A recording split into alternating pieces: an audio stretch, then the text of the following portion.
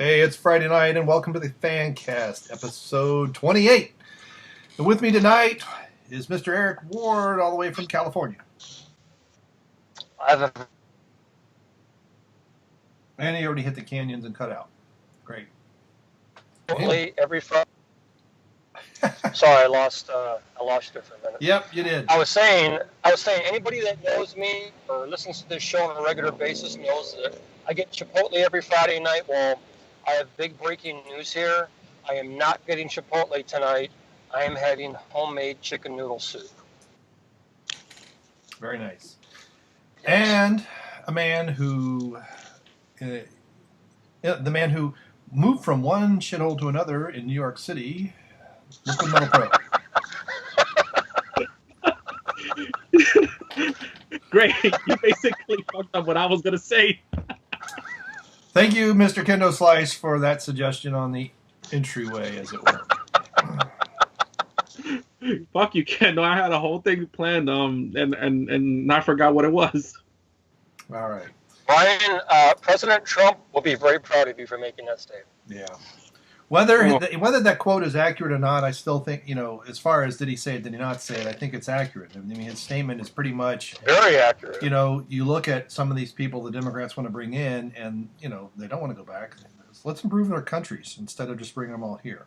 But the Democrats need votes. That's the only thing that they see, and they don't want to better the country. They just want votes. So they don't actually care about those people? Oh, they don't? No fucking way. Nope. No, they don't. If they ever, first of all, if they ever did, I mean, if they telling me water, you're telling me water isn't wet? Well, apparently water, I think, is sexist or something like that now. Oh, wait a second. It probably might be, since it does grope women and when they're at sea, I'm just saying. Yeah, and there's a whole discussion about water isn't wet, but anyway. So before we have our first topic that I know Erik wants to talk about, it's interesting. This is something that Jeff posted, and it was a Fandango post, which they adjusted all the Star Wars movies for inflation. So they were in constant dollars. Yeah, I've seen that. A New Hope, or what we just called Star Wars when I was a kid, even after the other movies came out, we never called it A New Hope. $1.59 billion at number one. What's interesting is The Force Awakens at 965 is at number two. Now, for those people who know the raw number, I mean, that's over $2 billion, but that'll show you how much inflation in 40 years. And then Empire, then Jedi, and then The Phantom Menace, and then this doesn't have Rogue One in it. And then I guess that's The Last Jedi, and I'm not sure the next two, I guess it's Episode 3, then Episode 2. If I remember correctly. I've only seen all those movies one time. But that's very interesting. The Phantom Menace obviously was a big open because Star Wars hadn't been around in a long time. And the lack and all that stuff. So along those lines, one of the things that's happened since we took some time off for vacation, Christmas and New Year, and then it was cold as crap, and I was illish, and now it's snowing like crazy here. I think we got about 2.5 inches, and it's more coming down. So hopefully nothing happens. But The Last Jedi audience score dropped to 49%. I think it was like 51 or 52 when we made our video when I had it as a background. I think it's very telling. I know a lot of people were going to downplay it. It didn't do well in China, and people say, well, none of the Star Wars movies do well in China. Well, it got beat out by a local comedy. And, I think that the three of us could sell more tickets for any movie than what's sold in China for The Last Jedi. So, Erik, I know you've been dying to talk about it, so take it away. Well, I have not been on the show since I saw The Last Jedi. Last time I was on, I went on about a 10, 15-minute rant regarding the movie and what I had heard. Well, all my worst fears were confirmed. It was a piece of shit. I didn't hate it. I mean, there were parts I liked, I guess, but it was probably, and I never thought that I'd say this, it was the least enjoyable and the least fulfilling Star Wars movie I've seen. I mean, it made Episode 1 look like a fucking masterpiece. and I never thought I would hear myself saying that. It's just very, very disappointing. Um, I mean, I'm sure most of the audience has seen it. I don't know if you two still haven't seen it yet, have you? Well, I've considered possibly purchasing a bootleg because I mean, the more people talk about it, the more it sounds like a god awful movie I need to watch. Yeah, I have not seen it. I did see. We watched The Room. My son and I went to The Room Wednesday night, and there was a Last Jedi showing that started at the same time, and he and his friend went in there, and then I went in and after him. I did see the scene where Rey lifts all those rocks, and then the people walk through it. And then they push the rocks away as they're walking, like their aura moves them, or their wind, or something. And then I saw that was long enough. I don't know. I saw 30 seconds, 40 seconds, and then Finn and Rey run and hug. And I was like, how bad that looks alone. Forget the force powers and all that other stuff, but just how bad that looks. I can do better CGI on my computer, and I'm terrible at it. I will freely admit I'm not that good. And I'm like, man, if the whole movie's like this sucks. Dude, I mean, the plot is so... it's just so mindless. I mean, the plot makes absolutely no sense. You know, Luke is absolutely ruined in the movie. Rey, as usual, has no type of struggle. She does everything with little to no effort. You know, it's like literally, you could tell that Rian Johnson, when he went into that movie, he destroyed everything that J.J. Abrams had put together for the first movie. They've even come out and said that pretty much every movie was the director's, vision. They didn't sit down and have a story breakdown for episodes 7, 8, 9. All the directors in and go, okay, this is the outline for this movie, this is the outline for this movie, and this is the outline for this movie. You can tweak it a little bit to do what you want, but for the most part, this is the blueprint, and this is what we expect you to make. So at the end of the day, when all 3 movies are made, there's a beginning, a middle, and an end. Like literally, you could tell Rian Johnson's went in there and go, okay, this is what I want to do. I'm gonna, you think you're gonna get this? Well, guess what? I'm gonna completely turn that around 180 degrees and give you this. And you're just sitting there watching the movie, or at least I was. Where it's like, dude, it's like, how did this movie get made? I mean, did they think this was actually quality entertainment for Star Wars? I mean, the movie looked good for the most part. There were some entertaining scenes, but story-wise and character-wise, and it just made absolutely no fucking sense. I mean, they actually dedicated probably 30 minutes to that whole Canto Bight scene with Finn and Rose going there to find this slicer, and then freeing these horses they call fathiers. It's like, what's the point? I mean, who the fuck greenlighted that? I mean, that's 30 minutes of valuable screen time. I mean, it just made no sense, the whole fucking movie. Right. Well, my friend, my son, not my friend, well, some of my friends have seen it, but my son and his friends have seen it, and one of them has actually seen it 3 times. It's one of these things where he kept thinking it's going to get better. And the more they talk about it, they actually do a podcast of their own where they've just recorded it. They haven't put it anywhere. They're thinking of putting stuff on YouTube. And the guy, there's a friend of my son's, so one guy's a white guy, another guy is a black guy whose mom is, I guess, somewhat Hispanic. And then they have a Hispanic friend who his English, his accent's a lot heavier than LMP's, let me put it that way. And, all right. Here, these guys, 2 of these guys in some ways are targeted for the diversity aspect of the casting. And the black kid, thanks Gabe, when they saw it, he was apparently getting more and more annoyed at the whole movie. And when Leia did her Mary Poppins impression, he was cussing horrible at the screen. Now, they saw it like second or third day it opened, so this was not like weeks later and they heard how bad it was. On the flip side, in its 3rd week, it dropped to number, I think it's 3rd or 4th week. But anyway, last weekend it dropped to number 3 in the country as far as the weekend. Jumanji beat it, and is it Inception? Or no, not Inception. It's some horror movie, which has not very good. It's a sequel. Insidious beat it out. I wouldn't be surprised. This week it's got some more competition. This weekend you've got several movies opening. Let me see if I can find them really quickly. And I stand corrected. I went back and looked. When we talked about that 3 weeks ago, it was 56%. So it dropped 7 percentage points in less than 3 weeks with the audience. So coming soon, we've got... we got Phantom Thread. We have, I thought there was something else. Oh, Paddington Bear. So we have The Post, Paddington 2, The Commuter, Proud Mary, and The Insult, which is a French film. L'Insult. L'Insult,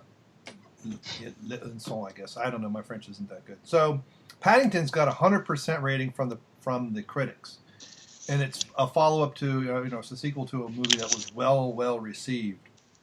So I wouldn't be surprised. The Greatest Showman is doing better with the audience than with the critics. I think the critics are like 50. They're at 55%. And the audience is at 90. I would not be surprised if after this weekend is all totaled, Star Wars is in like 5th or 6th place. And I know the theater we went to, which has 18 screens, Star Wars was in 3 screens. It was an IMAX, which I think has 2 showings a day, if I remember correctly, and then a one where you can have your reserved seating. The one we went into, I don't know if there were a dozen people in that theater that we walked into. And that was our normal, it was just a regular theater, probably holds 150, 200 people. I don't know how big those things are. It was bigger than what we saw the room in, and the room was about half capacity. And let me tell you, watching the room was a lot of fun with an audience. I've never seen it with an audience before. I did get hit with a couple spoons. We brought a box, but my son was too leery about smuggling it in, so we ended up leaving it in the car. Sorry for the cough there. But that was entertaining. So I'm kind of with LMP on this. I might find a bootleg somewhere and watch it just to kind of be aware. But save your money. I wouldn't pay for it. I just got a torrent somewhere. One of the nice things of being on a Mac or a Linux box is, torrents are usually full of viruses, but they're usually Windows machines they're attacking. So, but it's, I don't have any desire. After finally watching Rogue One this past summer and laughing my butt off, this movie is going to have to be great to get my attention. And and it just even taking out the SJW messaging and Admiral, was somebody called her not Admiral? It's Vice Admiral Holdo. You talking about Lord Dern? Yeah. Well, no, someone called one of the reviews I saw. They call Vice Admiral Women's Studies. I think is what they called it. She was fucking horrible. Yeah, and so you have all that heavy-handed messaging, and on top of that, it's a horrible movie. One of the things that I asked my son, probably about a week after they had seen it, was, one of the comments I heard someone say that somewhere in there's a decent 90-minute movie. And he said, yeah, I think you could cut it down to 90 minutes. You have that thing with the Burn the Rich planet, which is completely useless. You have the slowest chase in space. It's so stupid on so many levels. They get science fiction completely wrong. You have bombs that fall in zero gravity somehow without any kind of propulsion. It's not just that they got Star Wars wrong, 100%. And yes, I would like to see them do something new.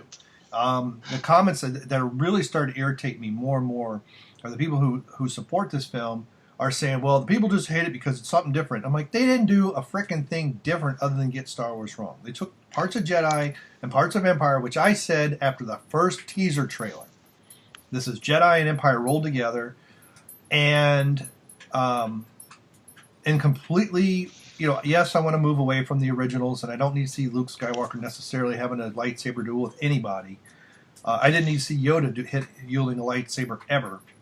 Having him doing that in the prequels was stupid. But, when you get the universe wrong, because here's an example. Just because you can set something in the Star Wars universe, you could have a whodunit mystery in the Star Wars universe.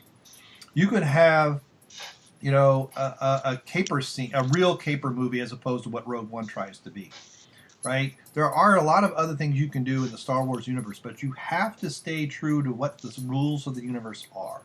Now, Star Trek did this. They did it somewhat in the movies, but they really did it a lot in every single series. There was several episodes. The original series did westerns. They did kind of old gangster movies. Did all kinds of stuff, yeah. Right. They did all kinds of stuff. Original series. Right, and then the Next Generation revisited some of those planets.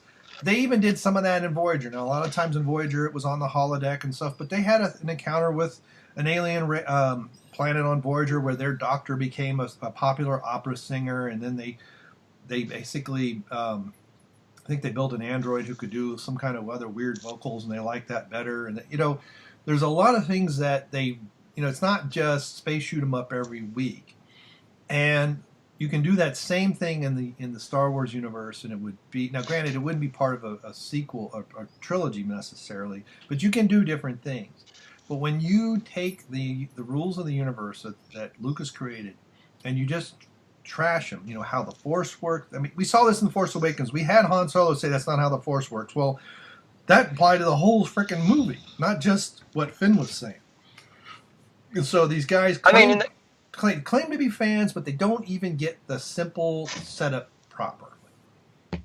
I mean, in the movie, Luke doesn't even train her. He gives her 2 fucking lessons. 2. And then by the end of the movie, the bitch is moving rocks like she's a fucking Jedi Master. It's like, wait a minute. It's like, dude, she defeats Luke Skywalker. They have this fight in the movie before she leaves, and she basically beats him. And it's like, you gotta be fucking kidding me. The bitch has had, between the first and the second movie, which takes place literally right after the first, the bitch has had 2 or 3 days of actual, if you want to call it, training, and she's sitting there fucking beating down a Jedi Master. It's like, give me a fucking break. Even if she has all this latent Force ability, she doesn't know how to fucking use it. I mean, none of it makes any sense. None of it.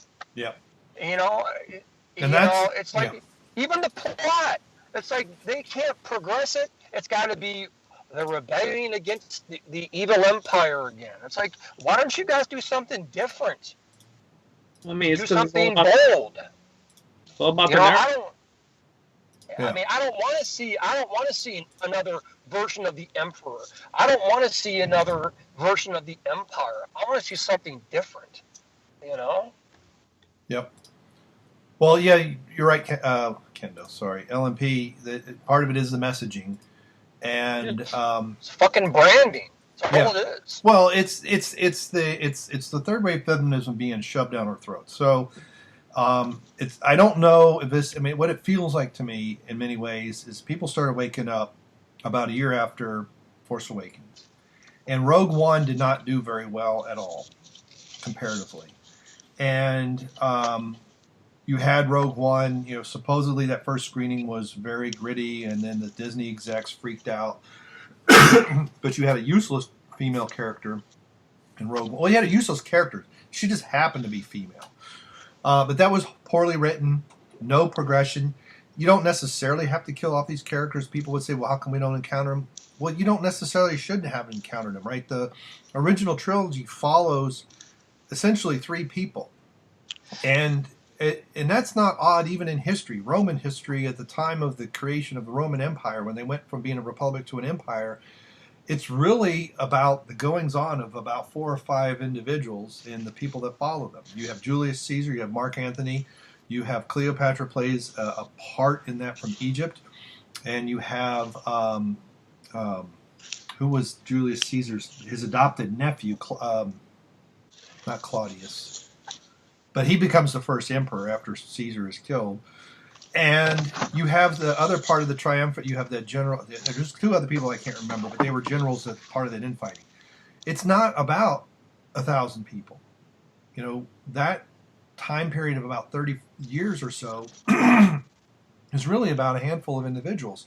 So to follow 3 people around at this, turning point of the empire in Star Wars is not an odd thing.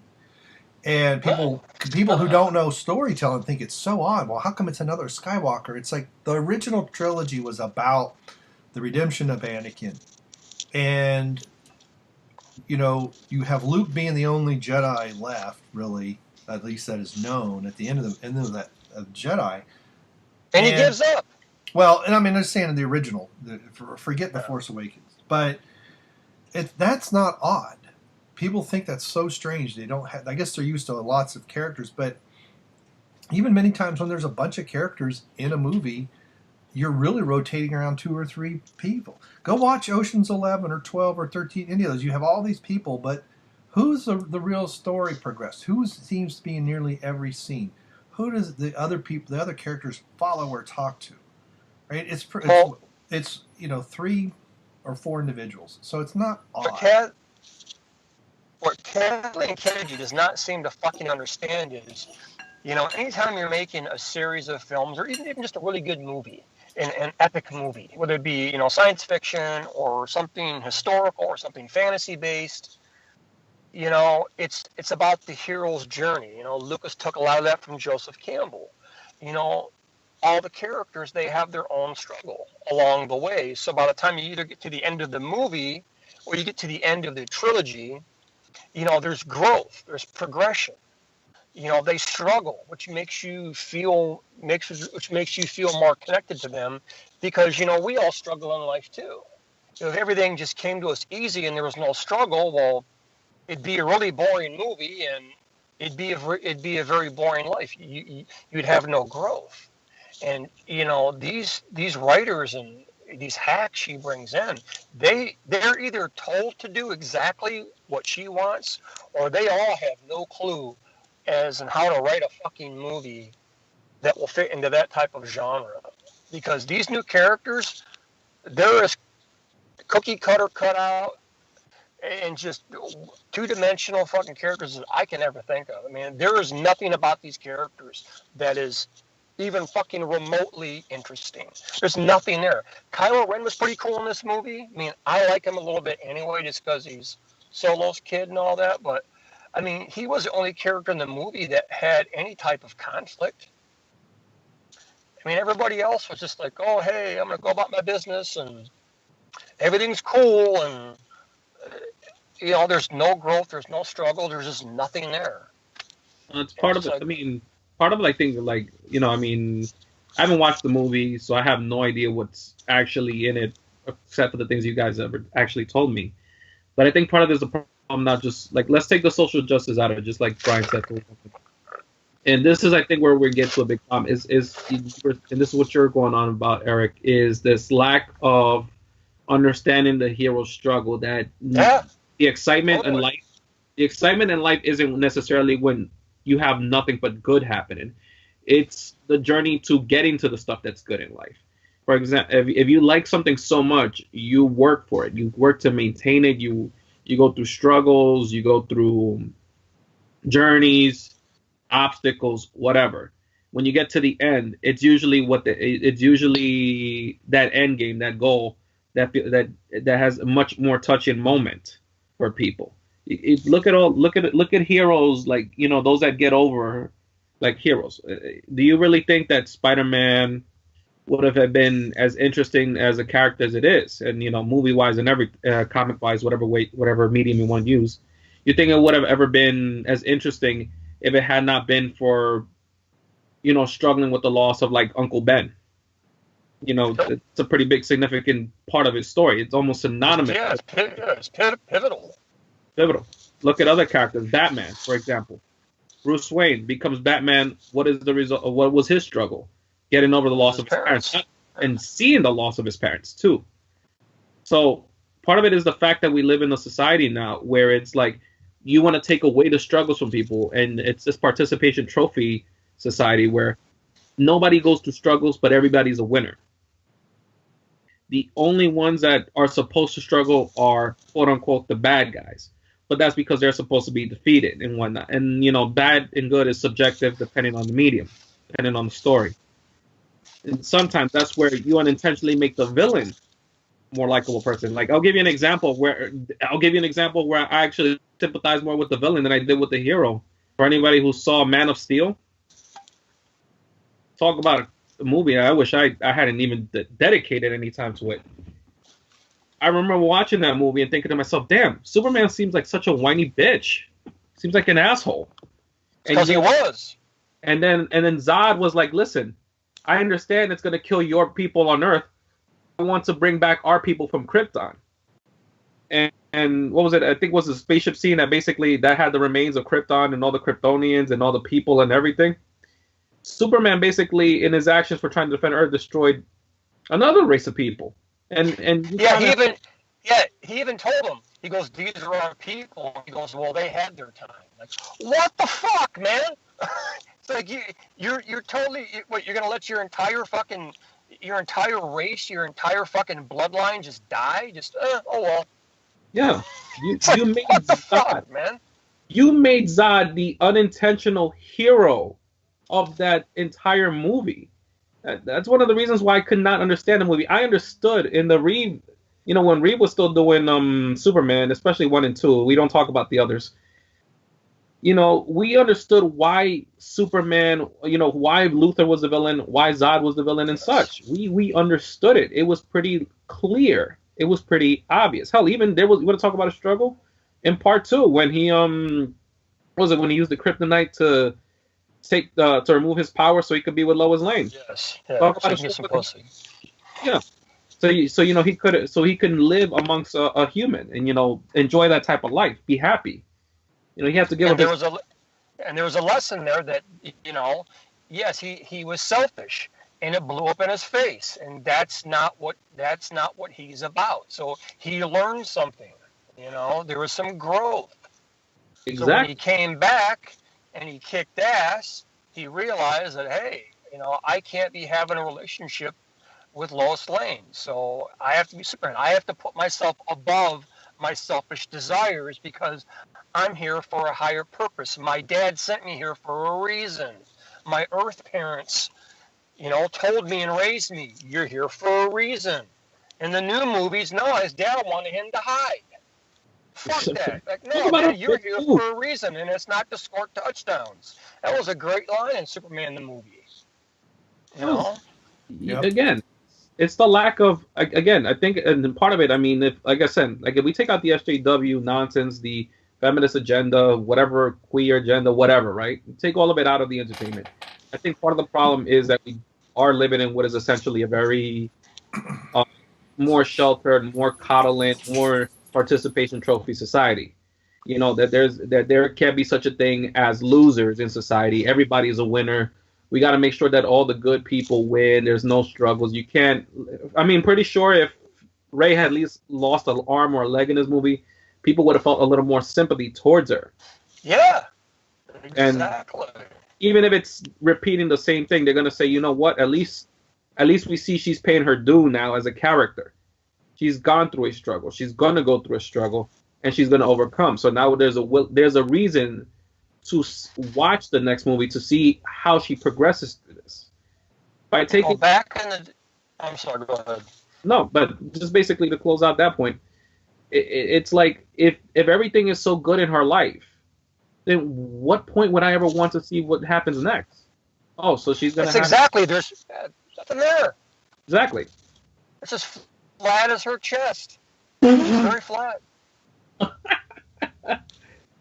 Oh, nothing man. Fucking there, man. Good joke. Shit. It's like, I mean, dude, I love strong women. I mean, I'm not by any means against that, but it's like, not every, the way they write women nowadays, it's like it's fucking girl power just gone crazy. It's like Princess Leia was a strong female. I mean, she went through a bunch of shit, man. She was fucking interrogated by Vader, watched her homeworld blown up in front of her. She got, she was captured by, Jabba the Hutt and put in a slave outfit and subjected to all kinds of twisted shit. I mean, she was just as strong as Han Solo and Luke Skywalker. Yeah. Lois Lane. Look at the Rich Superman movies. I mean, she was just as resourceful and intelligent as Superman. She didn't have any superpowers, but she could hold her own against him. I mean, she discovered who he was. She didn't need superpowers for that. Exactly. It's usually not it's another thing that we seem to misunderstand sometimes about like the story or fiction or whatever or storytelling in general, that we always think that just because a person has powers that makes them the strongest or the best character and everything like that. Sometimes it's not even them. It's just the character that isn't the most powerful, let's say physically or intimidatingly, but is the most cunning and the most like intelligent. Again, we're gonna keep going back to the examples for like comic books and such. Look at who have been some of the most, who frequently have been the most like iconic villains, or the ones that are usually the most, I guess you could say, the most intimidating and the more scary one for that particular hero. Like look with Batman and Joker. That has been ongoing for how many years now, to the point that you can almost not imagine the series, any Batman adaptation without it. Joker is, for the most part, not as strong as Bruce Wayne, not a gifted fighter, but there's always that sense of Joker's a very highly unpredictable individual. You don't know what he's capable of or what plans he has in set and who he has influenced and such. That's why I was watching Mask of the Phantasm. Great movie, by the way. Highly recommend it to anybody who hasn't seen it yet. Animated movie, but it definitely shows like the progression of Joker. One of the things it did show was, how menacing Joker can really be at times. And keep in mind, Batman could easily beat up Joker, but he always has a certain level of cautiousness around him that, just when you think you might have beat him, he might have another trick up his sleeve. And you can also argue that even Superman might have been one of his bigger antagonists, but it doesn't really make for much of a entertaining story if it's just going to be him, and Superman having a battle of strength. So it's I think it's part of it is just that we have bad storytelling. We just have bad people that don't know how to tell the story nowadays. People that don't understand what a struggle means. We've talked about this before, Bryon, how you have individuals in not just necessarily in media, in entertainment, but in general, like even politics or whatever other real world events, that have no understanding of what a common person goes through sometimes, like the common man. Right. There are struggles that we go through. There are feelings that we may have. There are aspirations that we have. And some people are not in touch with that, and they don't understand that. They think that a struggle is, just to relate it back to the movie, the struggle is the Nazis and the white supremacy and everything like that, which, by the way, the little things that I have seen, most of the villains pretty much the toys. I'm like, I'm sure there's no agenda here with the appearance of the villains, how they appear. Well, put it this way, in that movie, every white male is either a villain or a useless, incompetent. Luke essentially is useless and incompetent. And then every man in the movie is also, well, I shouldn't say just every white man. I mean, it's every man. I mean, Finn is probably the only male that comes through with at least some semblance of being allowed to make a decision. Poe gets demoted. He gets essentially, because he leads a mutiny because there's no plan. And he's seen as reckless and out of character from the first movie. I'm not sure who he's supposed to be in this one as far as different things, as far as what's his, what character? Because in the Force Awakens, he was somewhat a cross between Luke and Han Solo as far as piloting skills, right? He blows up the big ship or the Death Star, or the Star Killer base. He's the one that but he's also in some ways got that cocky attitude a little bit. So he has some Han Solo characteristics in him as well. And in the Last Jedi, he's just seen as a screw up. Because of him, a lot of people got killed in the beginning. Because then the Admiral won't tell him what's going on, so he leads a mutiny, and Leia shoots him with the blaster set to stun, and he's put in his place more or less. But that's what the whole That's the whole messaging of the movie. The storytelling is, I don't even know if it's tertiary at this point. It's really check off all the quadrants. Do we have a diverse cast defined by skin tone alone, right? We're not have a diversity of ideas and opinions. And we don't have a lot of aliens. The original series, the humans were kind of like the minority outside of the Empire. The Empire didn't hire aliens, but they're everywhere else. And you get the prequels, especially like the bar scenes and stuff, and there might be 3 humans in the whole bar, and that's where the diversity, because the whole point is the humans, they have different skin tones, but they're still human, and the skin tones are immaterial. Now the skin tone is the only thing, and then the second thing is make sure that we have a strong female character in a Mary Sue, basically, and all other men are dumb, and then third is various other SJW third wave feminist tropes, and by the time you get around to a coherent plot, it's like 5th or 6th on the list if you're lucky. As Erik said, they've already admitted that they didn't have an arc for these. They were letting each director do whatever they want. Well, that's just an incoherent mess. Lucas had different directors for Empire and Jedi, but he had an overall vision of where he wanted to go. Now, some of it he changed, some of it he kind of made up, but that's part of good storytelling, really, is to let the story start to speak back to you. And, I don't know why he made the decisions he did to have Leia be Luke's sister and all that other stuff, but, if you go, even like Tolkien writing The Lord of the Rings, there were certain things that he wrote and then went back and changed because he didn't like it. And I've read many things from different authors. Many times you just have to let the story speak back to you. The guy that did Babylon 5, he was one of the guys that was conspiring with the Shadows. He was going to have, I think it was going to have Londo kill him. And when he went to write that scene, he even said in an interview, the other character, I forget that character's name, but it was his assistant, suddenly spoke to me and said, "Let me kill him." And it was something it wasn't out of character for him, but it showed that he was taking the first step to leadership. And because eventually Londo's dead, and this Veer, I think is his name, he was leading his people. And I forget the alien race that they're called, but they'll probably come to me 5 minutes after we're done recording.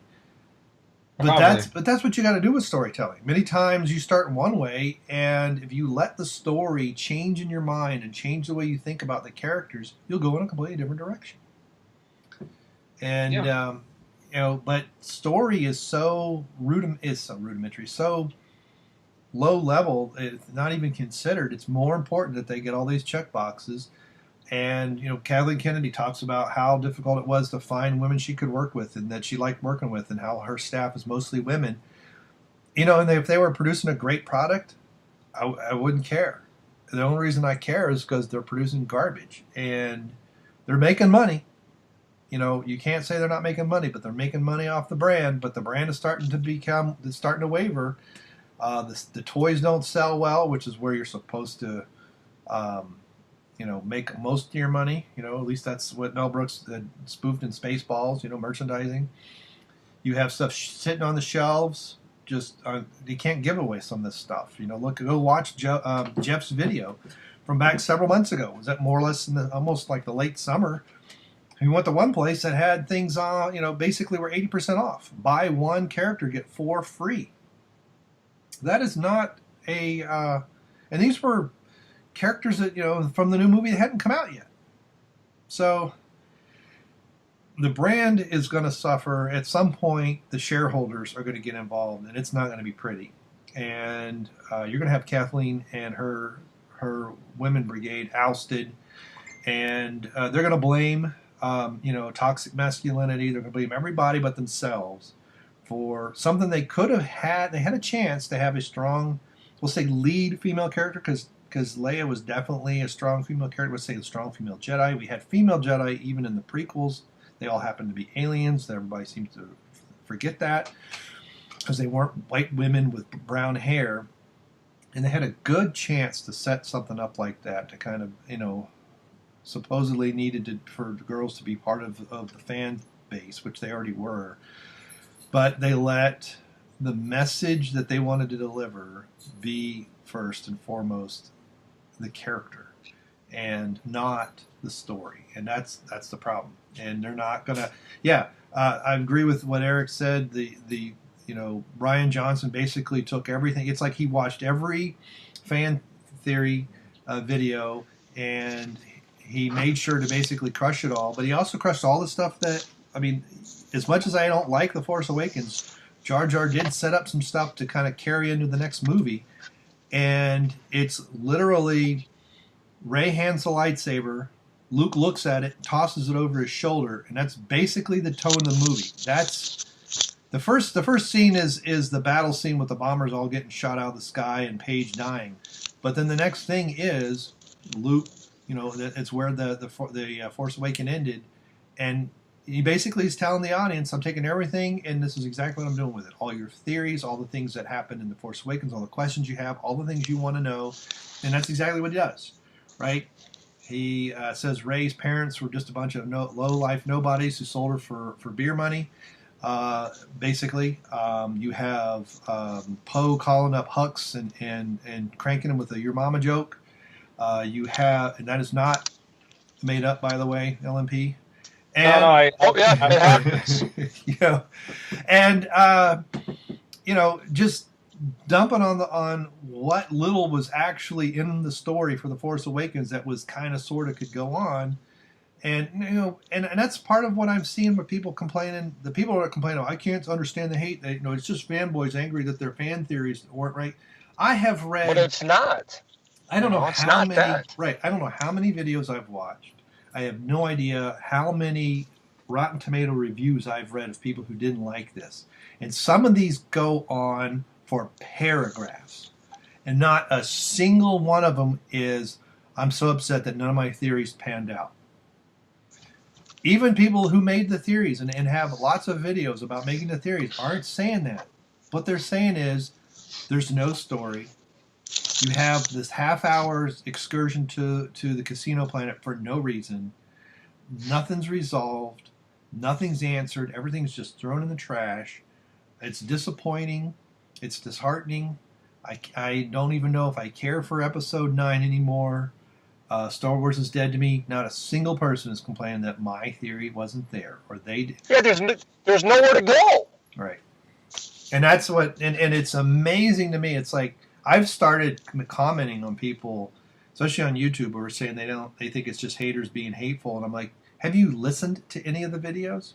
Because sometimes what happens is you see these type of comments on somebody that takes snippets of little bits and pieces of about 15 different videos and makes a 12-minute video out of it. Well, yeah, you're not going to understand their concise argument. Why don't you go watch the original? Why don't you go look at some of these?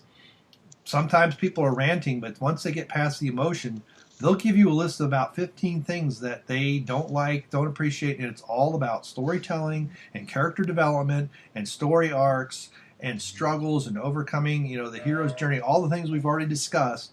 It's not, well, I thought Snoke had to be Darth Plagueis, and since he's not, I'm upset. Speaking of, just as an aside about that, I remember, I think it was on a video, I posted it once on the Facebook on the Facebook group. Fan page, and it was about the Razor Fist video that he said, basically calling it how the Last Jedi was gonna go, and I made a remark about how it should be avoided like the plague, and some idiot wanted to debate me because I haven't watched the movie, and I said honestly, I choose not to, and part of the reason why is because, especially when you're working and you work for, you're getting paid to work and stuff, like I'm not getting no one else's money, no one is paying me. No one's giving me money to go to the movies to watch this piece of crap. I'm working for this, and I go through a lot of crap in my own job just to make a certain amount of money per hour. And then I get this money taken out of my check. I get taxes taken out of my check. I got bills to pay. I got other responsibilities to do with that money. I'm not a child anymore where I can just be loose with the money sometimes. Sometimes I have to consider what I'm spending money on. So sometimes you see those extra $20, and mind you, $20. Let's just, I don't know what the minimum wage is like for you guys over there, wherever you're, whatever cities. you're in right now. I don't really know what the laws are, like minimum wage wise in those states. It's almost $10 an hour. Okay, so let me go with $10 an hour, right? How much is a movie ticket over there? Just for argument's sake. It's a regular feature is about it's about $12, $13. Oh wow, that's like much more expensive over here. Yeah. A matinee is roughly $5. Yeah, we have those here $55. Yeah, about the price. Okay, so just for perspective, right? In New York City right now, they recently increased the minimum wage to $13 an hour. Now that may sound great for any people who are thinking, "Oh, great, I'm gonna move to New York City. It's gonna sound great," but do a little research into what happens to a lot of these cities and states that have increased minimum wage laws to like 14 and 15 an hour and see what exactly is going on there. It's higher cost to live there, though, too. So. Exactly. By the way, how much does a movie typically cost around here? If you go to a city theater, and I have to say city theater for the most part because in most small neighborhoods, most of the movie theaters are long gone. There was a movie theater where I live, in the area where I live, like only maybe 10 years ago, maybe. You want to talk about matinees? We used to go there for the matinees, but when basically the movie experience died down for a while, it went with it. Recession hit it pretty hard. It also had a lot of crime in there. It's a discussion for another time. But right now, in most theaters, especially in a city theater, it can cost anywhere from $14 to I think like $18 per ticket to watch a movie. That's basically, I would have to work, assuming minimum wage and assuming that you after taxes, I would basically have to work 2 hours just to go watch a movie in a theater, and then mind you, and I'm not including the trip to the movie theater because drinks and refreshments and everything else, gas. Exactly. So you got to put all this together. For a lot of you younger audiences out there that may or may not be listening to us old parts talking, it's not that easy. The money doesn't really just grow on trees. We might have to be putting in a couple hours before we can go watch a movie. So when we get there, we're hoping the experience is great. We're hoping that it's going to be a good movie. We don't want to be preached upon to about toxic masculinity. First of all, for these people that are constantly talking and bitching and moaning about toxic masculinity and the patriarchy and everything, and I'm like, damn, you like to talk about the patriarchy, and yet you're basically begging them for help. You're always going to the patriarchy, begging for a position of power in said environment. They like to badmouth, white males this and white males that. They're keeping us down, and I'm like, and yet they're the ones employing you in a lot of these major corporations. Talk about the hand that the hand that the fighting the hand that feeds you. Excuse me, I don't know. I'm just like on a whole tantrum right now. But what it comes down to, LMP, is they're shitting on something that people love. If you want to go make your own pro-woman trilogy of films, go do it. But don't take something that has already been established and that people love and shit on it. People aren't mad, like Bryon said, because certain plot points didn't come true, or plot projections didn't go the way they thought. They're pissed off because it's a piece of shit. So people are pissed because they have a certain fucking expectation. I don't know about you, but when I have an expectation, I like it to be met, especially when I'm forking over fucking money for it. Exactly. It's like me with why we had this whole I guess you could call it a movie that happened with Gamergate. And I keep bringing it up all the time, but it's still relevant to this very day why that happened. Because we didn't want to be preached to while playing video games. We didn't want to be preached to with dumb ideologies. Yeah, I don't want to hear a message about fucking animals when I go see a fucking Star Wars movie. I don't give a shit. I just want to see a fun movie about sci-fi, action, adventures / mythology films. I don't give a shit about fucking that stupid crap. I just want to watch a good fucking movie. Give me lightsabers. Give me aliens. Give me maybe a few blaster scenes. Give me some. Oh, and by the way, there is no lightsaber fight in this movie. Are you for real? Yeah. The only scene where there's lightsaber combat is when Kylo Ren and Rey they team up together to defeat Snoke's Praetorian Guard. There's no There's no good versus evil lightsaber fight in this fucking movie, dude. God damn it, man! Even the prequels got that right. Yeah, I know. Fuck. It was like, and the people. Okay, going back to the idiot that gave me that. They whole, fight with each other, but they don't fight each other.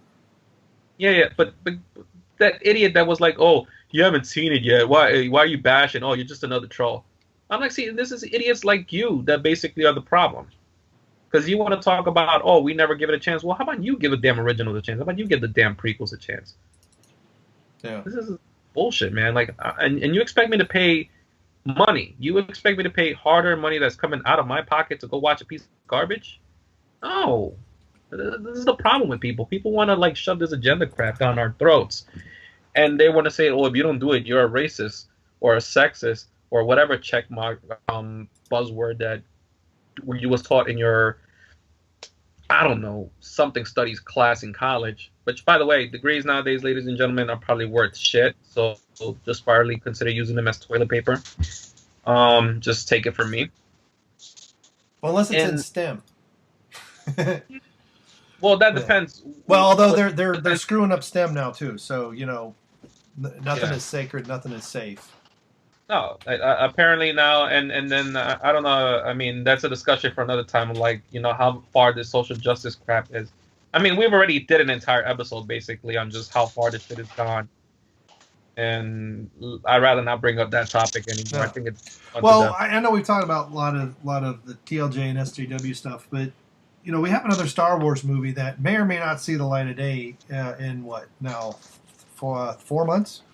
It's supposed to be out in May. So we have the Solo movie. Yeah. And I know we've talked about reshoots in the past. Well, in this past week, it's come out that they need even more reshoots, which is just fantastic. You know, we don't have a trailer. I don't even think we have a teaser trailer. It's 4 months out. Yeah. And Deadpool, Fox moved up Deadpool. I think they did this on purpose. Deadpool 2 is the week after the Star Wars, week before. No, it's the week before Solo opens. So I think this is a, I think Deadpool 2 is going to, if half as good as the trailer, the teaser trailer, it's going to mop the floor with the Solo movie. And it's going to be the first Star Wars movie to not be number one on its opening weekend. You know, it's crazy. The more when you told me that, I kept thinking to myself, was DC directing this movie or something? Yeah, I don't know. Isn't it crazy? I mean, I mean, we're gonna get Suicide Squad essentially all over again. And what was the other one? What was the other one with the reshoots that had like? I know it was Suicide Squad, but I think there was another also that. Well, had, like, they had a lot of reshoots with Justice League. Yeah, that was another. Well, yeah, that was another one. They reshot. Well, and then Rogue One had over 40% reshoots. It sounds like Ron Howard has basically reshot this entire movie, but you know, at one point it was going to be somewhat of a buddy comedy, and I think that'd been fine. Like I said before, you can have comedy movies, you can have detective stories in the Star Wars universe, especially these non-anthology, well, these anthology movies, non-numbered. Do whatever you want, but just stay true to the universe and stay true to the characters that have already been created. I think the comedy would have worked for Solo because at least he has. It feels like that could have worked for him. Yeah. Well, it sounds like Erik is home. I think I'm almost home. I was just going to say before I do get home, you know, Han Solo is my favorite character in Star Wars. You know, I love that dude. You know, I already know that it's not Harrison Ford. So my expectations are already going to be lesser than what they would normally be if it was Harrison Ford, obviously. Right. I'm looking forward to the movie. I'm curious how it's going to be. If it's played right, it could be a very fun movie. It could be a very non-agenda driven movie, considering it's just basically, you know, a cowboy space movie type of, you know, caper. Yep. But again, it's Kathleen Kennedy, so you don't know what that bitch is going to do. Yep. But, you know, I do think it will be a more enjoyable movie than The Last Jedi. Right. Is that? I'm telling you, man, that movie, dude. I mean, maybe it's just because I'm older and I grew up but I mean, it's just such a fucking letdown. I mean, you know, I really walked in the theater like, wow, that sucked. Yeah. No, I agree. And most people, I mean, there are some theaters where people were clapping, but a lot of what They're I've fucking read, retarded. right? What I've read are people walk out and they really don't know what to think. I mean, it sounds like a lot of people had a similar reaction to what I had at the end of The Force Awakens, where I was numb head to toe. It took me. We went to GNC in the mall afterwards that we were in, my son and I. I bought some product. We got home because I had to get home. Just watch my video. You know, you can see the confusion on my face. I don't know what to say. I just know that it's all wrong. You know, I still haven't watched it yet. Maybe I'll do that this weekend. Yeah, and watch it. And that's where people are with this one because I know quite a few people who were like semi-apologetic about the Force Awakens. Yeah, it has its plot holes. Yeah, I'm going to see this happen. And none of that was resolved, and none of it was picked up in The Last Jedi, and that probably is what's making him the most angry. Yeah, there's no payoff. Right. None. And nowhere to go, no payoff. You know, I'm actually as sick of superhero movies as I am. I'm actually looking forward to Deadpool 2. I saw Deadpool. Deadpool 2 is going to be awesome. I saw it on Blu-ray. I did not see it in the theaters. I may actually go see this in theaters, man, on a Saturday afternoon or something. You know, my son's 18 now. He can come with me. I mean, we went to the room, and that was, you know, unrated. But it's, you know, that irreverent, sarcastic humor is great. If it works for that character, it does not work for you know, Thor. And Thor, that was part of what made Thor Ragnarok painful, was that stupid Deadpool humor, which didn't belong. And you know, that'll probably be the last one I see in theaters, unless the others. I mean, Black Panther. I mean, I don't really have an ended. Black Panther looks. It looks okay, but it looks like a dull movie. Well, it's like they're trying too hard. You know, one of my big questions with the Black Panther movie is it real or is it pandering? Because they make a big deal about like Fandango making a big deal about it being, you know, the first 24 hours it sold there were more pre-sold tickets for Black Panther than any other Marvel movie. Now, I don't know the significance behind that because I don't know which Marvel movies have had pre-ticket sales when they started. You know, but if that continues for 2 or 3 days, that's one thing. If that continues into the opening. But I think it's going to be a lot like we got with Wonder Woman, where they're going to keep dividing it. It's the biggest opening about something. A black superhero in the month of February ever. Right. Shit, you know, like the that, second weekend in February on you know, when the moon was in, you know, was waxing or something. It'll be stupid just so they can have like best you know, a number one thing they can put in the headline, because people don't read the articles, they just read the headlines. Yeah, they read people don't fucking read period anymore. Right. So I want it to be good, and I don't want it to be pandering, but you have it in Black History Month. You are making a big deal about the black cast. You know, as the main show has brought up more than once, Jeff has brought it us several times, you know, Blade was a black superhero. Exactly. 20 years ago. So it's 3 movies. Right, and it was a good movie, you know, and it's just like one of the things that also came out this past week is that they've confirmed that there's going to be a Black Widow movie. Probably most likely Scarlett Johansson, because some people are calling Red Sparrow the Black Widow movie we didn't get. And I posted a link on Facebook. You know, on Facebook I posted that link to that article, but I just give us a good script. I mean, I'll go see it. The thing that's about it, especially if they stay constant with what we've seen from that character in the other Marvel movies, that'll be great. She probably needs to be partnered up with someone, but you can still have her be the slightly more heroic within her character. Scarlett Johansson has been the main star of several other movies, even the low budget one where she was an alien. I forget the name of it, and Skin Deep or whatever I think it's called.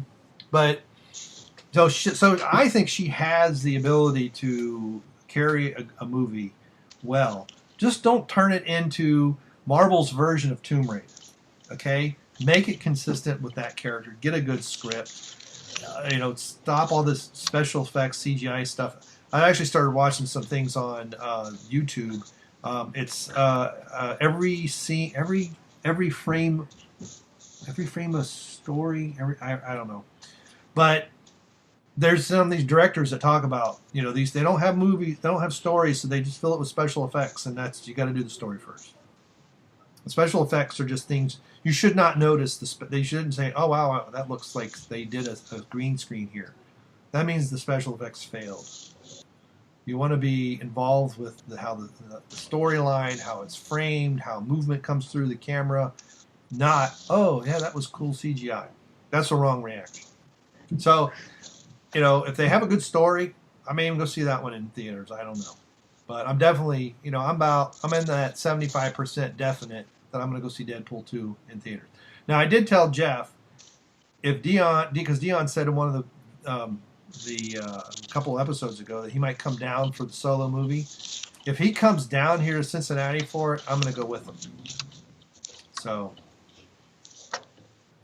because I think it'll be a good time. I didn't go. I had dinner with them the night they went to the Last Jedi. Lowry and I both joined them for dinner over at the Hofbräu House, but we didn't go to the movies with them. And now I kind of wish I would have. I'm not going to sit near. I'm not going to sit near Jeff. Oh man, you could have been there.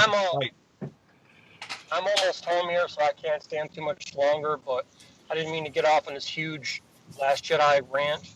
Well, you got it off your chest now, man.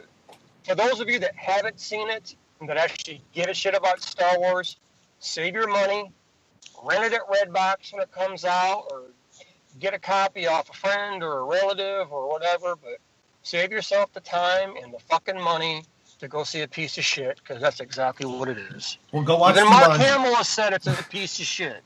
Even though he's backtracking now. But yeah, go watch Jumanji. I agree. Probably a more entertaining movie. Yep. It sounds like it. Yeah, sure does.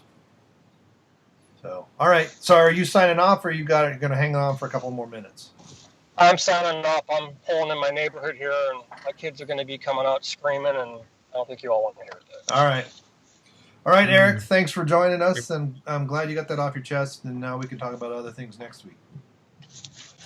There you go. Well, you guys have a great night, and remember, fuck Kathleen Kennedy, just not literally. Amen.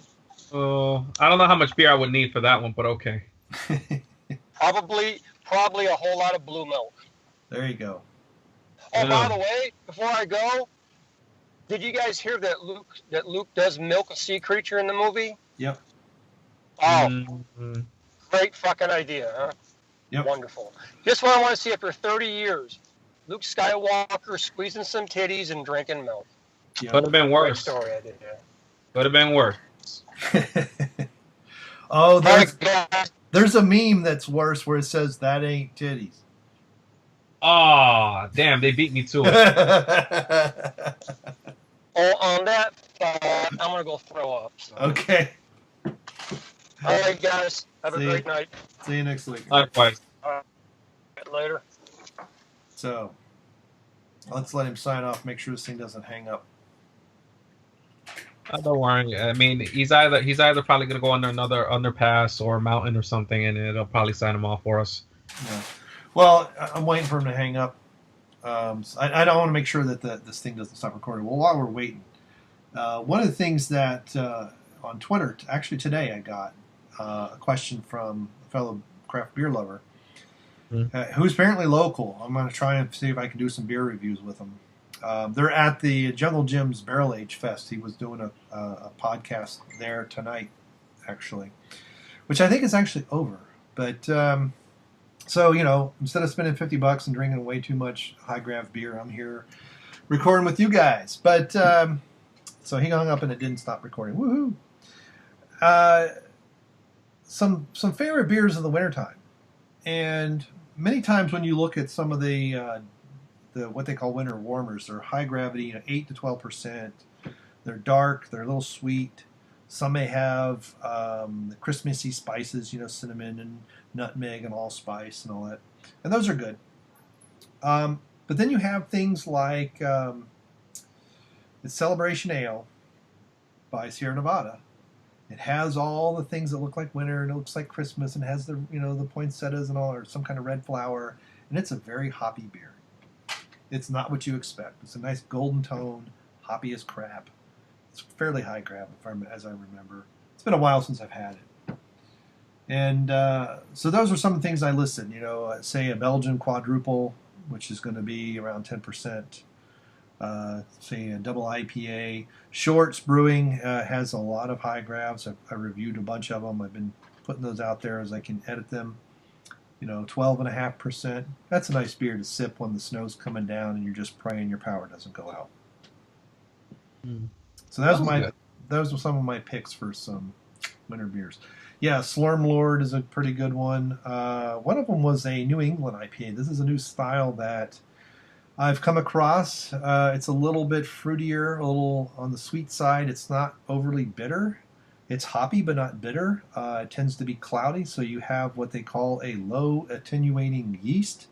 So that is attenuation is how well it falls out of solution, and so it collects at the bottom, but the least amount of disturbance will just kick it up. It's kind of like a fine dust, if you will. And that's on purpose. It's supposed to be cloudy when you pour it. I actually made a comment about one, and another person that started following me, whose name I forget her name, because it's like Beer Girl or something is her handle, but I forget her real name. She used to live up in the Northeast, and she lives in Pennsylvania somewhere, I think now. But she messaged me back via Twitter saying, "Yeah, it's supposed to be like that." And so I'm like, yeah, "Okay." So I told her, "Hey, I'm doing a review of it soon, which I've already shot but haven't edited. And what do you think of it?" So I think, maybe I did. I think that is Slurm Lord. That's the problem. I've done so many beer reviews in the last 4 weeks that I have yet to edit, and I don't know which ones I've put up, which ones I haven't. Yeah, no kidding. I subscribe to you on YouTube, and you've been at those for like the last couple weeks. I was like, damn, this guy's put out like at least 4 videos a day. Well, not quite that many, but well, not exactly 4 videos a week, me. And I still have. I know I have one. I think I have at least 2 videos yet to edit of when we were over at Phil's house for the Christmas party reviewing beers. So there's, I believe, I think it's one with Phil and I. There might be another one with Jeff and I, and then I think there's one with Phil and Jeff and I think. So maybe 3. I'll have to go look.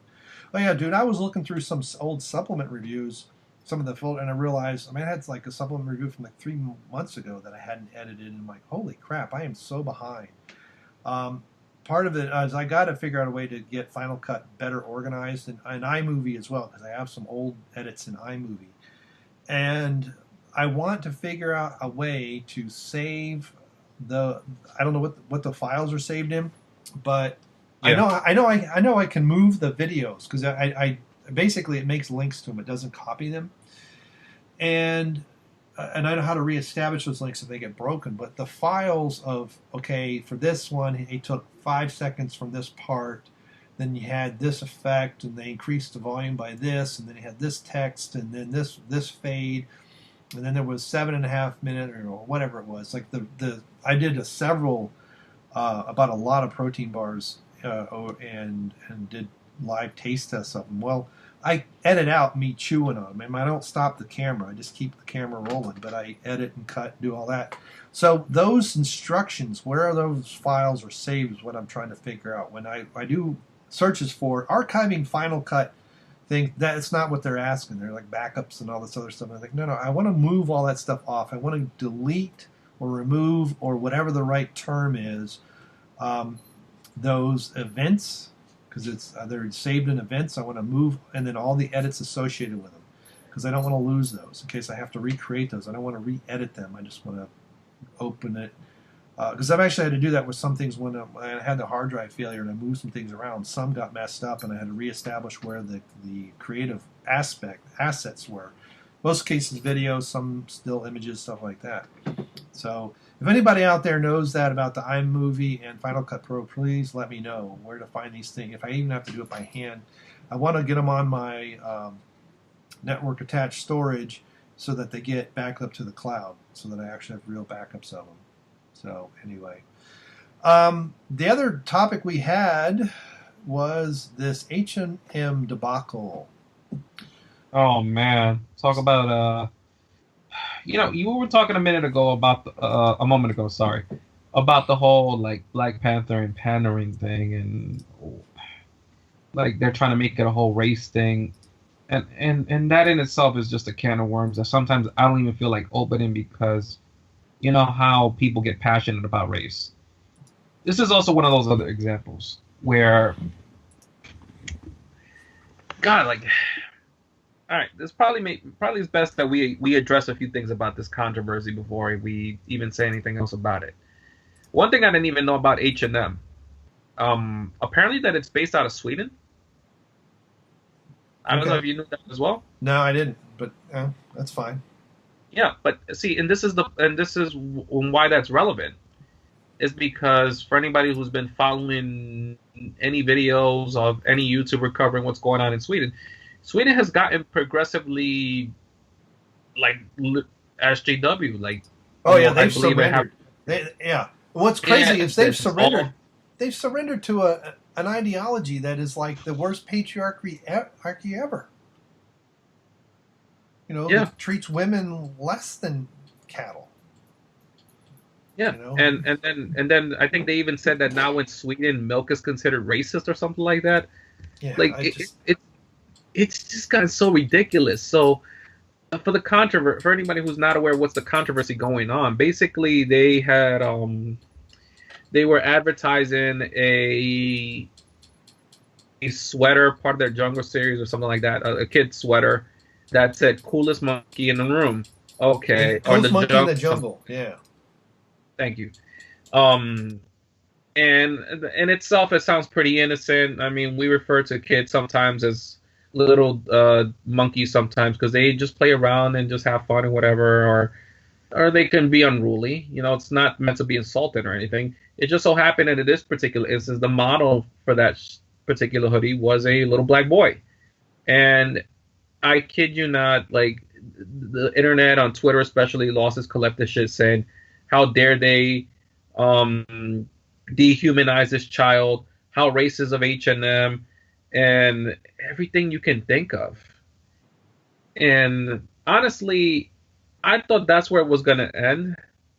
And what really like pissed me off was when I saw, of all people, LeBron James tweeting about how, this is how this is hurting his people, how this is hurts, how they've been through all these struggles. His people have been through all these struggles. And when he looks at this boy, he sees a future king. And I am like, you are absolutely full of shit, LeBron. And you have been for a very, very long time. I mean, I don't really follow basketball like that.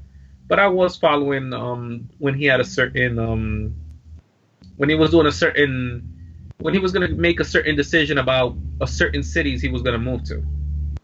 That was before, when he first left Cleveland, and I was like, you were full of shit back then, and you're still full of shit now. And then I believe you posted an article, I think it was on Facebook as well. I think it was you who basically said that the mother, she had agreed to all this, and she basically told people to get over it. Yeah, I saw that. That was great. I was like, this lady gets it.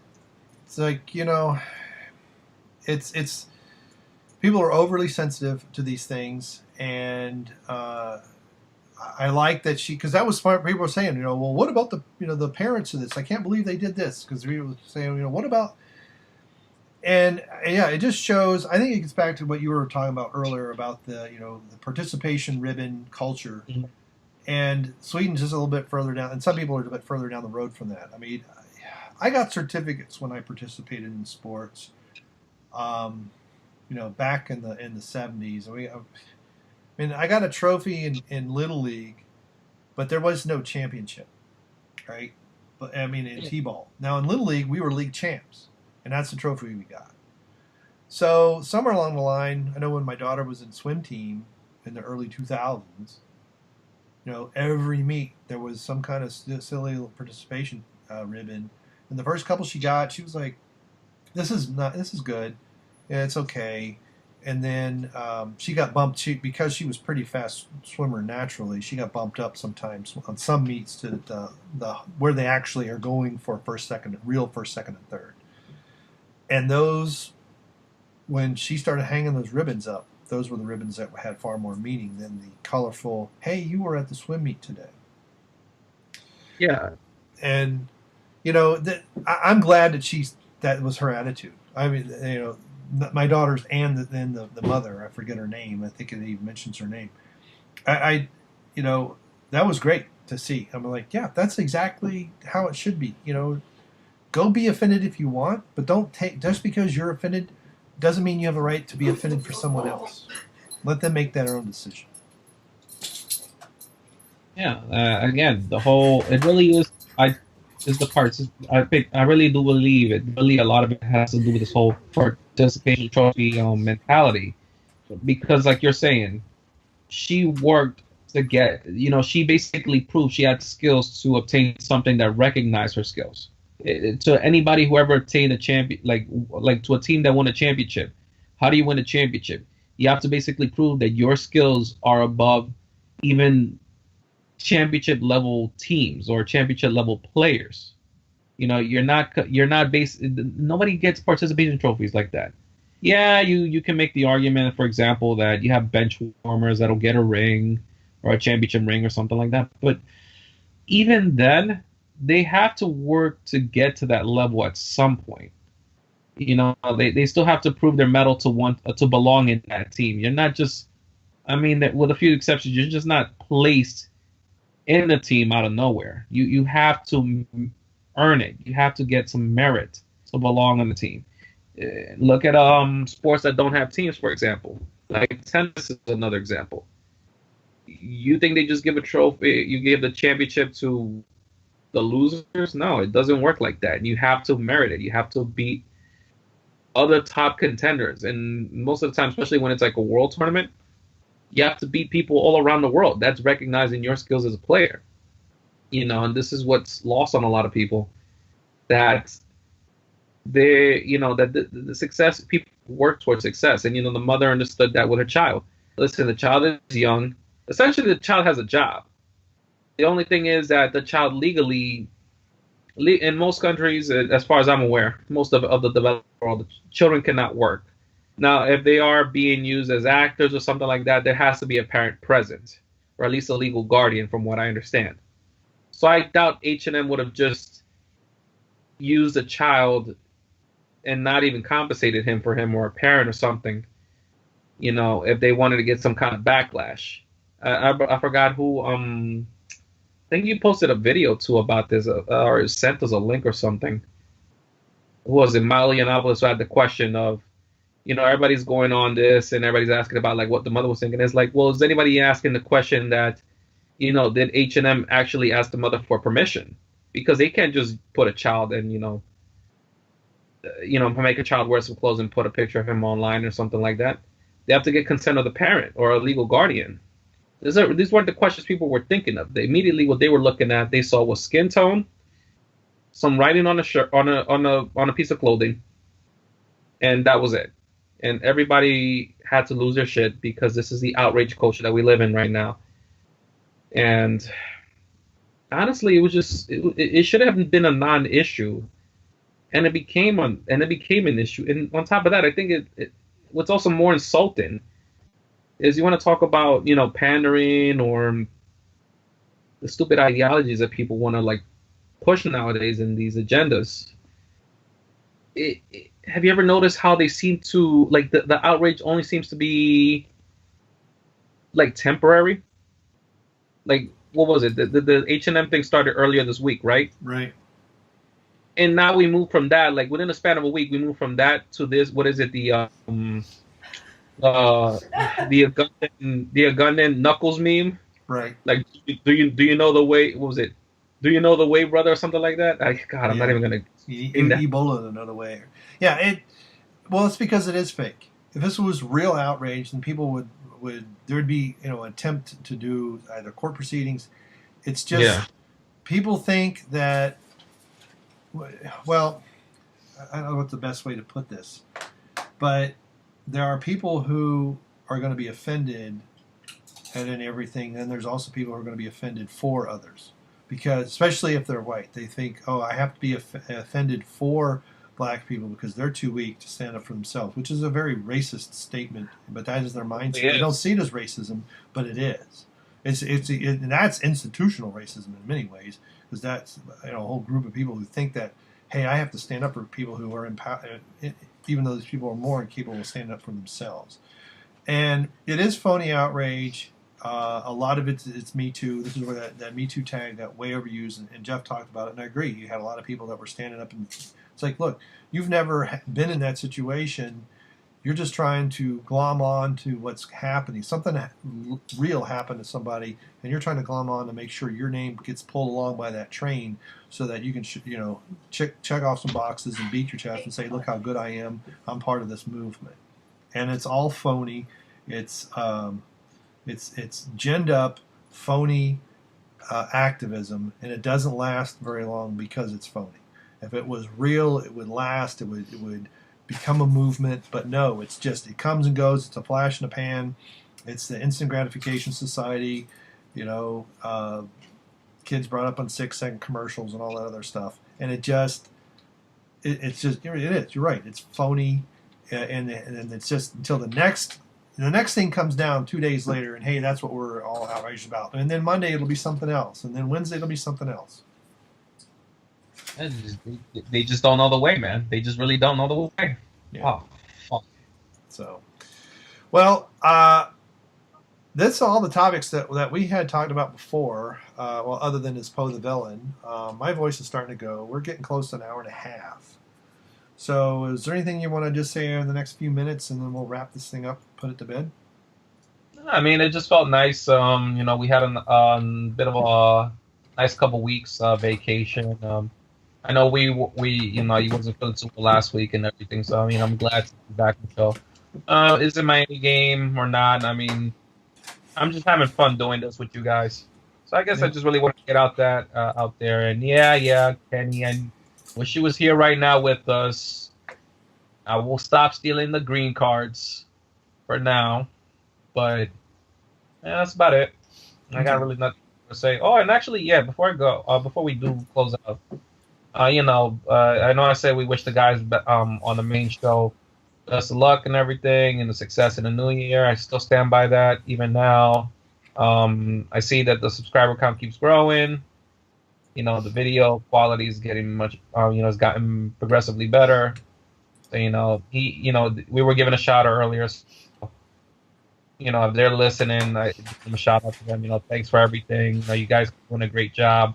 I know Jeff said something about how he got invited to another podcast. I think had invited him and on the show, and I don't know too much about the details. We don't really know too much about the details just yet.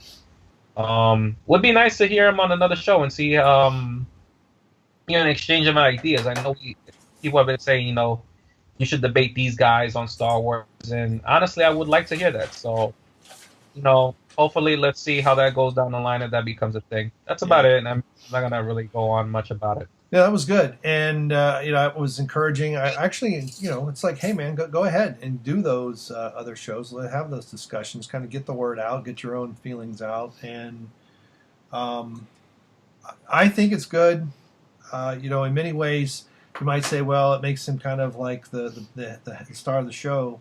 Well, he started the podcast. It was a lot of his ideas. So, yeah, he is the star of the show as far as I'm concerned. It's just that it's an ensemble of sorts. They've changed a lot since I started listening to them. It's been about 2 years. I don't remember exactly when I came across them. I know it was after The Force Awakens, but I don't remember exactly when. But and that's been 2 years ago. So it's been around 2 years that I've been listening. And even in that first year I listened, they had several changes.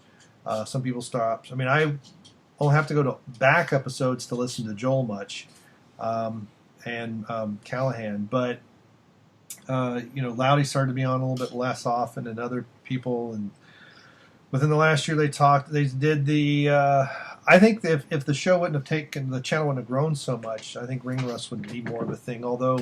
They all agree that wrestling pretty much stinks right now, and so maybe It really does, maybe Ring unfortunately. Rust would be once a month or once every 2 weeks or something. I mean, I liked listening to it when Kendo and Jeff were both on it. I tried listening. The problem with when it was just the other three guys is Loudy and Dan many times need kind of Jeff really sets them up to talk, and Phil doesn't. I guess he can learn that, but he doesn't have that personality. And so when you have three people on there that are really kind of responding to a host, if you will, it really was difficult to listen to, and it didn't go very far. So as much as I would like to see those three guys pick that up. I don't know how dedicated they are to it, and just go through all the bad episodes to get to the good ones.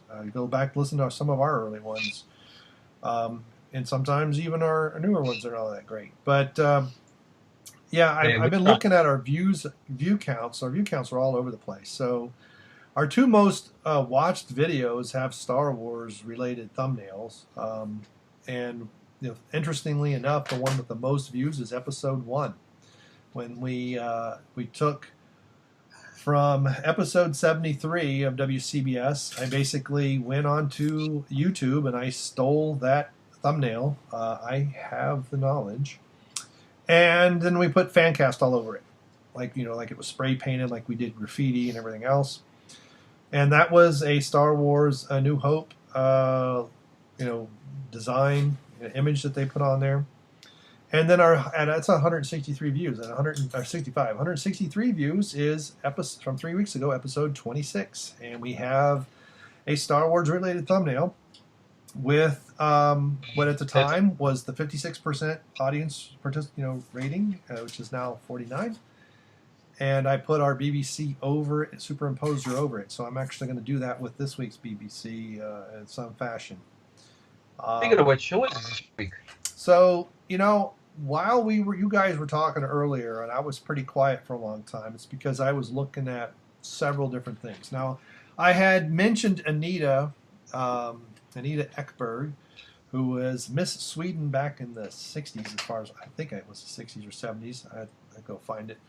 But there were some great pictures of her. A lot of them were kind of grainy. If you want to look up Anita, and that's Ekberg, Ekberg.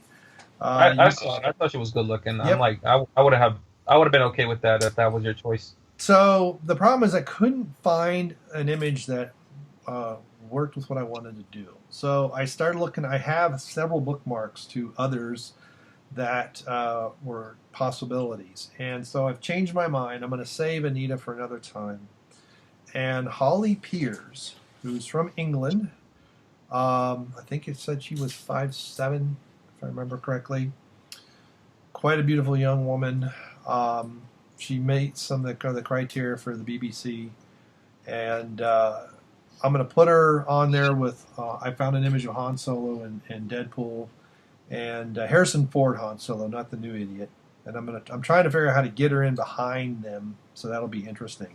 So congratulations to Holly Piers. You are the BBC for episode 28 of the Fancaste. And I don't have any other things, and I really don't want to talk about Poe Dameron at all. So I'm over that. So yeah, he'll be fine. All right. And so let's quickly go look at. We had a couple of comments. I think we've gotten a total of 3 downvotes on all of our videos. And so last week we had 7 upvotes from episode 27, and so the main show got on here and left a comment. So the World Class Bolsters. Let's hear it for improper footwear. I don't even remember what that's about. And then we have Edward Cantillo. Love the mention of the Sinbad movies. This is okay. Oh, wait a minute. He does put some punctuation in here. I really love the second film in particular, Golden Voyage of Sinbad. That's a good one. Hashtag down with Disney should be a thing. I hated Last Jedi more than Force Awakens. Karen Gillian, yeah, go see that. Jumanji sequel, I gave it a 3.5 out of 5. I had a lot of fun with it. I wanted to mention that the new Tomb Raider is supposed to be the start of a video game cinematic universe, which sounds dumb as hell. Anyway, your favorite fanboy out. So thank you, Eddie, for your comments. Based on what people have said about Jumanji, 3.5 out of 5 might be a little bit harsh. I mean, it has a 90% audience approval rating, and it's been like that for quite some time. So maybe 4.5 is a little better. But sounds like from what Jeff said, it's a true sequel with tie-ins to the old one and kind of updating it to a video game instead of a board game. Considering that when the original came out.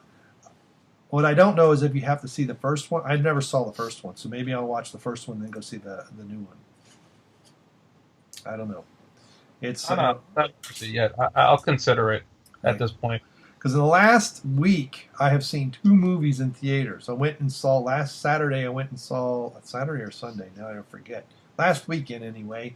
I went to see The Disaster Artist, which is very good. Was a very good movie. If you have not seen it, go see it, even if you have not seen The Room. Some things won't make sense, a lot of it will, but then when you go see The Room, it'll all make sense. So The Room had a viewing, a nationwide release of this past Wednesday. I think we had it on 4 or 5 screens here in Cincinnati. My son and I went to see it with a friend of his. And it was great fun with the audience. It was. I mean, people acting out. When he said that "You're tearing me apart," that was everybody in the theater said it and whistled and yelled. Me apart, Lisa. Yeah, it was great. And there was this black lady sitting to the left of my son and his friend, who obviously hadn't seen the movie, or she was confused, and just by her comments were great. She started talking back to the movie. Like, that ain't happening. It was. They did it. Oh, it was so much fun. It was a great time. It was $15 a piece, and it wasn't cheap. I mean, I've probably spent. I think I spent close to $60 in concessions at the 2 theaters, and I had popcorn and water. Yeah, so concessions are out of sight. So, but it was good fun. But. So that's our comments. We had 2, like I said, 7 thumbs up, no downvotes. We had 67 views from last week, which, episode 26, we had 163 rather. So we have a few comments. We've got 10 upvotes, 1 downvote, no filter. I think I read these last week. But it was great. It was great. I even hearted one of what's his name? Christopher Littleton's, right? That's no filter, right? Yeah. So, thanks a lot, Kendo, for the shouts out on the main show. I've got to get back to having high energy. It's kind of hard to do down here. I don't speak properly. What that means is I don't speak through my diaphragm. So my voice is just about gone. Which is stupid because I used to sing all the time. I don't know how to sing through my diaphragm, but I don't speak through my diaphragm, which makes me all nasally. Thank you very much for those who have pointed that out to me. And so this has been episode 28 of the Fancaste. I have been your host, and I did remember. I just realized I never introduced myself at the beginning of the show. Brainmuffin, Lifting Nerd, also known as Bryon Lape, or Lapis Anus, or what do you call me? You just call me Lanus, right? I used to call you Lanus, Lapis. I don't know. I just started getting. I thought I was getting creative. Right. It was Lape is Anus. I know somewhere out there lurking on YouTube, there's somebody with that as a screen name. What the heck do they have as? It's a llama. A llama as their icon. I see comments every once in a while on. I don't know if I've seen any comments on our videos. I really haven't looked, but I know I see them on the main thing. The main show. I did have somebody ask, within like an hour of them posting, asking where the time slot guy was. Well, the time slot guy was sleeping. Thank you very much, Kendo. You were correct. I did that this morning at work, and immediately people are like, "Ooh, it's out there. It gets pinned. It's great." That actually helps me prepare for this show. So, as much as it is a chore to do, and I do it as quickly as I can while I'm listening and doing a bunch of other things, and usually it's programming, so it's something that requires. So sometimes I completely tune it out and go, "Oh crap!" and I have to back up and say they changed subjects on me. The only other thing I've got is on the 2nd of February. This is something that we're going to have to chat off screen. Is the Days of the Dead is in Atlanta, the 2nd through the 4th, and I'm going to be there. And so I don't know what we're going to do for a Fancast on Friday. So I don't know if you guys can record something. I do want to talk to Nick, because if we could talk to Richard or Danielle and Nick in some kind of informal piece, I don't know if they've got stuff going on. I've never been to a horror convention, so this is a new experience for me. I know I got to get some more memory cards for my camera. I've been promised a good time. I don't know what that means, and so we'll see what happens. But so I'll be driving to Atlanta on Friday morning, and I'll come back sometime Sunday. There was talk of maybe going on Thursday, but I think that's kind of out of the cards now. So we'll figure out what we're going to do that weekend for a Fancast, and and that kind of thing. And I don't know, maybe Kendo will make himself available and record it for everybody. Because even if all you do is record it and you can get it to me or something, or I record it, I got to figure out what's wrong with my phone. I might have my laptop with me, but it might be too old to do any of this stuff. It's pretty slow. So one of my things that I need to get is a new laptop. So, and I don't have a Patreon that I'm going to hawk, but hey, if you go check out my Lape TV channel, I do just click on my image, or I'll put it in the link in the description below. And just basically watch my videos without the ad blocker. It's the best way to support me on these things. Best way to support this channel as well as our other individual channels is to tweet them, to share the videos out, get everybody and your friends to listen. I don't know if we'll ever turn this into anything like what they've done with the main show, but we'll just have to see. And because right now it's just really just the fans talking back, and once the weather's a little warmer and I'm not freezing my butt off in my basement, I really am going to get back to the fan shouts, or whatever the hell I was calling it. And so look for that probably in late February, early March timeframe. We'll start getting that back up and running. So as Kendo said, we are looking to have some people kind of join in every once in a while. We'll probably talk to you, chat with you beforehand. I know episode 100 they did it on WCBS, and it kind of got out of hand. And it was only 3 or 4 of us, and that's the thing with the shows. So we get 1 or 2 extra people from time to time. It's not going to be every week, but let me know if you have any interest, or just leave a message in the comments below, because I do control that. I also control the Twitter, and just let me know through those veins, and we'll see what we do. And so like I've said, I've been your host. This has been great, and from New York has been Liquid Metal Pro. You know what's hot? You know what's really hot, or rather, who's really hot? Mary Poppins. Mary Poppins. And next time I'll try not to do an 8-minute outro. So we will see you next week, and good night. Good night, people.